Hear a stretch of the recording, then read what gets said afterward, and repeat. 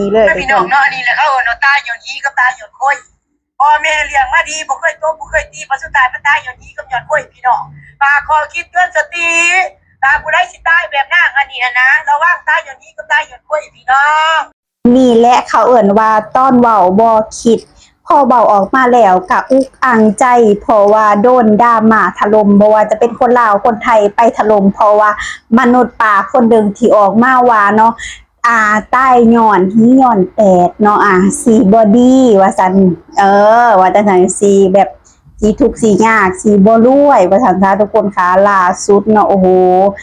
คอมเมนต์เขาไปถล่มยับเลยค่ะทุกคนค่ะกับทักทายสบายดีสวัสดีค่ะ BPFC ทุกท่านวันนี้มาพบกับออนเช่นเก่าเช่นเคยแล้วค่ะทุกคนค่ะหลังจากที่เห็นข่าวเนาะ2-3 วันมานี้คือโอ้โห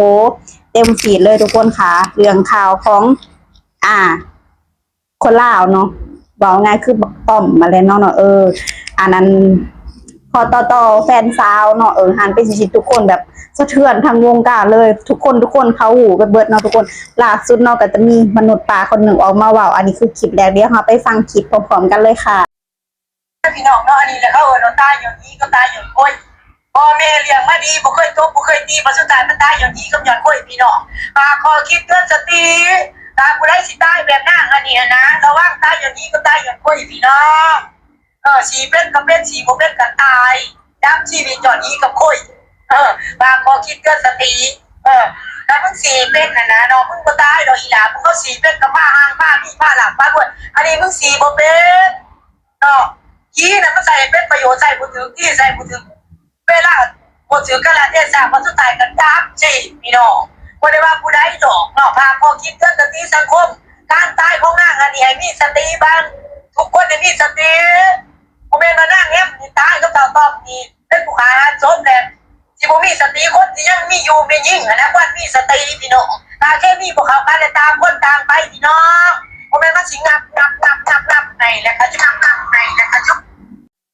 เป็นได้ทุกคนมาให้อภัยบอกโอ้โหคลิปนี้ทางแดกทางดำเนาะครอบครัวครอบครัวเขาเสียใจยังบ่พอยังมาพบมาพอเพิ่นอีกเนาะที่ว่าบ่ให้เกียรติครอบครัวเขาแล้วก็บ่ให้เกียรติญาติพี่น้องเขาแล้วบอกว่าแต่จังซี่คือบ่อยากเว้าออกนะทุกคนคันเว้าแล้วคือสิยาวเนาะแล้วอีกคลิปนึงนะทุกคนมีคลิปนึงเลย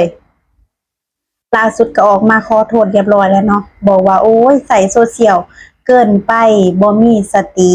เดี๋ยวเราไปฟังครับพร้อมๆกันเลยค่ะขอโทษสังคมข้าพเจ้าหลงผิดวอนสังคมจงอโหสิกรรมให้ข้าพเจ้าเพราะว่าข้าพเจ้าหลงผิดไปแล้วขาดสติย้อนเสพข่าวโดยที่ข้าพเจ้าขาดสติลินโซเชียลเกินไปเฮ็ดให้ข้าพเจ้าหลงผิดด้วยคำเว้าบ่สุภาพแต่เจตนาดีอยากเตือนสติสังคมว่าชีวิตคนเฮามันสั้นพี่น้องเพราะฉะนั้นข้าพเจ้าก็เลยมาขอโทษที่ข้าพเจ้าบ่ได้เจตนาสิไปพาดพิงถึงครอบครัวผู้ที่เสียหายกับ10 นิ้วขออโหสิกรรมให้ข้าพเจ้าในการผิดครั้งนี้ข้าพเจ้าบ่ได้เจตนามุ่งร้ายกับครอบครัวผู้ที่ถือกระทบให้เห็นใจข้าพเจ้าย้อนข้าพเจ้าขาดสติเฮ็ดให้ข้าพเจ้าเสื่อมเสียทั้งหน้าตาภาพพจน์ครอบครัวและประเทศชาติบ้านเมืองขอบใจพี่น้องอโหสิกรรมให้ข้าพเจ้านี่เป็นจะได้กันแน่ทุกคนว่าเอาโหสิกรรมบ่เนาะคนให้อภัยเขาบ่หรือว่าจังไดเนาะเพราะว่าตอนเว้าก็หูยเว้าแบบแดกดันเว้าแบบโอ้โหแบบสะใจเนาะทุกคนโอ้ยมาเว้าได้จังไดเนาะ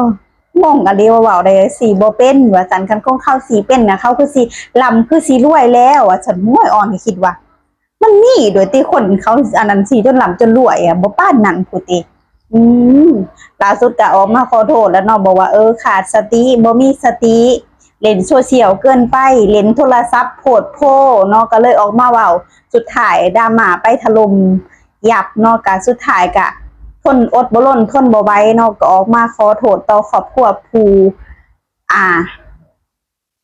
ครอบครัวน้องเขาเนาะว่าง่ายคือครอบครัวน้องเขาว่าขอโทษเนาะที่ว่าเว้ารุนแรงเกินไปแค่อยากเตือนเว้าหายแต่ประสงค์ดีเว้าหายแต่ประสงค์ดีเพราะว่า อยากให้ทุกคนอยากให้ผู้หญิงเฮามีสติว่าซั่นกับทุกคนเขาก็มีสติอยู่ดอกแต่เรื่องมันเกิดขึ้นแล้วเฮาก็แค่ให้กำลังใจกันแม่นบ่ทุกคนเนาะเฮาแค่ให้กำลังใจกันแค่นั้นขอแสดงความเสียใจแค่นั้นบ่แม่นสิว่าต้องมาเว้าจังซั่นจังซี่คือเว้าง่ายคือถ้าเป็นคนใกล้ชิดมิตรสหายเจ้าหรือว่าเป็นลูกหลานเจ้าเจ้าสิคิดจังได๋มันบ่ละจิตใจคนเฮามันต้องเห็นใจกันมากกว่าได้ทุกคนเพราะว่ามาเฮ็ดงานอยู่ประเทศไทยเนาะมาเฮ็ดงานมาแบบหอบความฝันมาเนาะหอบความฝันมาเขามาประเทศไทยเพื่ออยากมีเงินมีค่ำเพื่ออยากมีชีวิตที่ดีขึ้นมีความฝันนะทุกคนเขามาเฮ็ดงานอยู่ไทยเขาก็มีความฝันอยากให้ครอบครัวจากที่ทุกข์ยากก็อยากให้มันขยับดีขึ้นจักหน่อยจากแบงค์ขังแบบอดอกอยากเรื่องเขายังน้ำก็อยากให้มีเขากินตลอดปีอีหยังประมาณนี้ทุกคนแบบลูกๆทุกคนอ้อนบอกเลยว่าทุกคนเขาคิดจังสันเนี่ย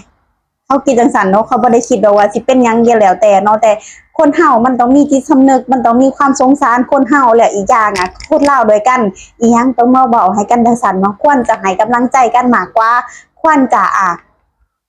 ว้าวแนวที่มันอันนั้นคือมีแล้วทุกคนก่อนการที่เล่นโซเชียลเนาะอ้อนบอกคนในบ้านเลยว่าอย่าสุเล่นไลน์อย่าซีว้าวอีหยังที่มันเป็น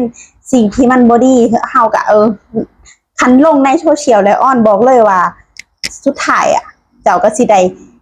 ตายย้อนปากก็คือเก่าแล้วทุกคนเนาะคันปากม่วนปากหยังเขาก็หักเขาก็หอมคันปากเมนผู้ใดก็สิอยากแม่นบ่ล่ะทุกคนเปรียบเทียบใส่นั่นเองนะคะทุกคนเนาะเปรียบเทียบใส่หั่นแหละทุกคนคะแล้ว PPFC มีความคิดเห็นจังได๋กันแน่กับจากคลิปนี้เนาะก็อย่าลืมคอมเมนต์มาพูดคุยกันเด้อค่ะสำหรับคลิปนี้เนาะอ้อนเองก็ต้องขอตัวลาไปเป็นคำนี้เด้อจ้าขอบคุณ PPFC ทุกท่านที่รับชมรับฟังและเป็นกำลังใจให้หลายๆเด้อจ้ะพบกันใหม่ EP หน้าค่ะสวัสดีค่ะ